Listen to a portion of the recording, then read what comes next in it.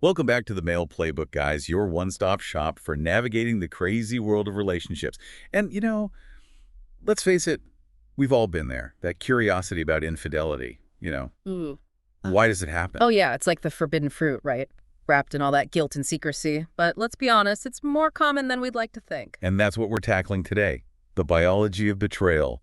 Why we cheat, why they cheat. Yeah. All the juicy science behind it. We're going deep today, fellas, stripping away all the drama to get to the core of what's really going on in our brains and bodies. Okay, so infidelity, it's not exactly a new concept, is it? But the rules of the game, they seem to have changed. Like what was once a deal breaker is now, well, not so much. You're telling me, man, society's gotten a lot more relaxed. Boundaries are blurry. It's like what that rapper Tadek was saying back in 2011, Koraz Wiksi Upadek. It's almost like he saw this coming. Yeah, it does feel like some guys are taking that as a green light to, stray. But here's the thing. Men and women were wired differently. Biologically, we're playing this game with completely different objectives. And those objectives, they shape how we approach relationships, commitment, and, yeah, even infidelity. So you're saying there's an actual reason why a guy can't walk past, a Victoria's Secret without doing a double take? Look, men are programmed to zero in on attractive, available partners. It's all about maximizing the spread of those genes, from an evolutionary standpoint. Okay, so the caveman instinct is still alive and well, even in a suit and tie. What about women, though? Why do they cheat? Women, well, they're driven by biology too, but their focus is more about securing the best genes for their offspring and finding a partner who can provide and protect, the whole 9 yards. So basically, they're looking for a George Clooney type. Good looks, stability, the whole package. You could say that. It's a different kind of calculation, but it's still deeply rooted in our evolutionary past. So right off the bat, it sounds like men and women are on a total collision course. Like our motivations are fundamentally different. Yeah. That's where things get really interesting because understanding these motivations is the key to figuring out this whole mystery of betrayal. And honestly, cheating happens because it can happen. What do you mean by that? Like opportunity knocks? Think about it. We live in a world with easily accessible contraception. The fear of an unplanned pregnancy, which used to be a major deterrent, it's not what it used to be. So you're saying there are no consequences anymore? Like a free pass? Not exactly. There are still. It's not always about love, though. Remember, women are wired to secure the best possible future for themselves and their potential offspring. It's a primal instinct, just like the male drive to spread his genes. Makes sense in a cold, calculated biological way. But let's not forget about the women who are on the receiving end of this betrayal. The pain is real and it runs deep. And you know what? There are evolutionary reasons for that too. So it's more than just hurt feelings. Oh, way more. For a woman, infidelity triggers those primal fears of losing her partner's resources, her security. She might even start questioning her own attractiveness, her ability to compete for a mate. It's a threat to her survival in a very real sense. Man, it's like we're all just pawns in this crazy game of evolution. But how do we even know if we're being played? What are the signs of a potential cheater? There are never any guarantees, but there are definitely red flags you can watch out for. Things that might tip you off that something's not right. All right, guys, this is where it gets juicy. Pay attention. Like one of the biggest is a sudden shift in behavior. Like if she's always been cool with you checking her phone and suddenly it's glued to her hand, face down, password protected. Yeah, or like she's suddenly hitting the gym like crazy. New wardrobe, new hairdo, trying to impress someone new. Exactly. And another thing, keep an eye on her schedule. Late nights at work, unexplained absences, lame excuses. So trust your gut, guys. Yeah. If something feels off, it probably is. Don't ignore those red flags. And hey, on the flip side, if you're the one thinking about straying, take a second to really think about the potential fallout. It might not be worth it. Yeah, like we said, there are always consequences. But what about the guys who get cheated on? How do they deal with the aftermath? Man, that's a tough one. First off, it's important to remember it's not your fault. Easier said than done, I know. Yeah, it's hard not to take it personally when you're the one who's been betrayed. Look, you can't control someone else's actions. All you can control is your own reaction. And bottling up those emotions, that's a recipe for disaster, my friend. So what's a healthy way to deal with it? Honestly, it's different for everyone, but I think it's crucial to let yourself feel the pain, the anger, the betrayal. Don't try to suppress it. Talk to someone you trust, a friend, a therapist, whoever. Just don't go through it alone. Yeah, there's no shame in seeking professional help, guys. It can make a world of difference. Absolutely. And once you've processed those emotions, you can start focusing on rebuilding your life.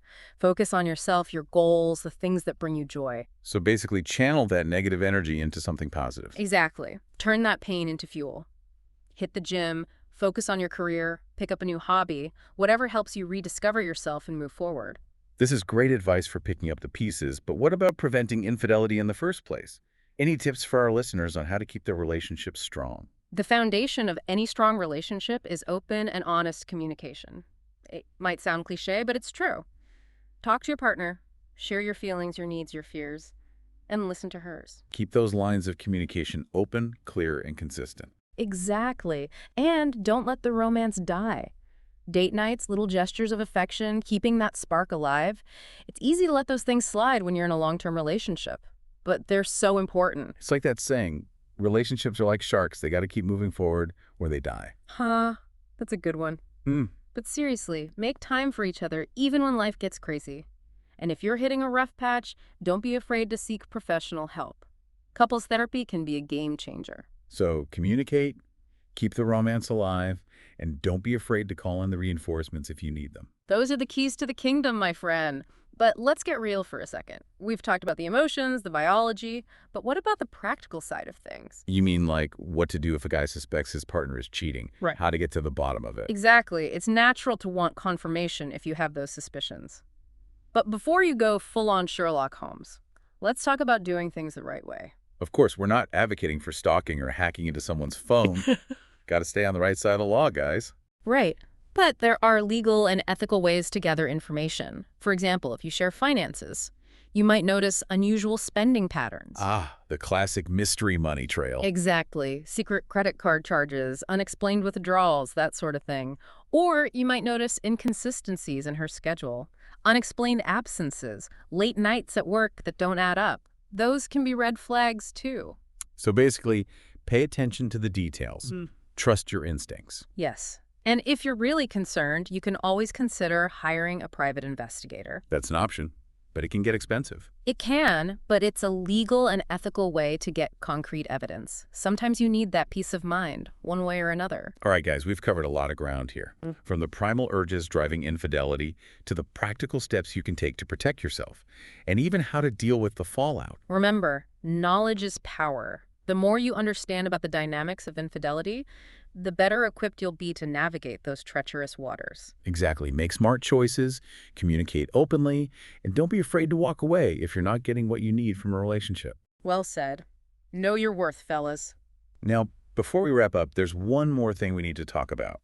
Something that's often overlooked when we discuss infidelity. The impact it has on children. That's a crucial point. Even if the kids aren't aware of what's going on, they can still sense the tension, the emotional undercurrents. It creates a toxic environment that can have long-lasting effects. Yeah, kids are like emotional sponges. They absorb everything. Exactly.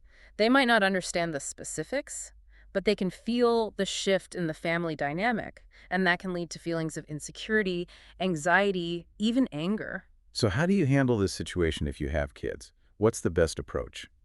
Honesty is key, but in an age-appropriate way. No need to go into all the gory details, but they deserve to know what's happening in their family. And they need reassurance that they're loved and cared for, regardless of what's happening between their parents. Absolutely. It's easy for kids to blame themselves when their parents split up, so it's crucial to emphasize that it's not their fault. And that both parents still love them unconditionally. Exactly.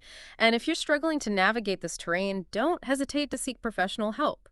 Family therapy can be incredibly beneficial in these situations. It can help everyone communicate more effectively and work through their emotions in a healthy way. It can help everyone communicate more effectively and work through their emotions in a healthy way. So guys, infidelity is a complex issue with far-reaching consequences. It affects not just the couple involved, but also their children. It's a ripple effect that can be felt for years to come. But if you're facing this challenge, remember that you're not alone.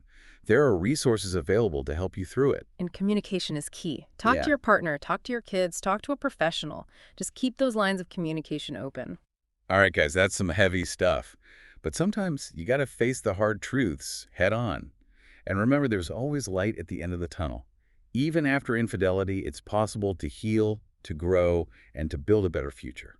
Couldn't agree more. It's about resilience, about learning from the past and making conscious choices to create a happier, healthier future. So, guys, take a deep breath, process what we've talked about today, and remember, you've got this. We're all in this together. And hey, if you need a good laugh to lighten the mood after this episode, there's always the internet. Trust me, there are some wild infidelity stories out there that'll make you shake your head and chuckle at the same time.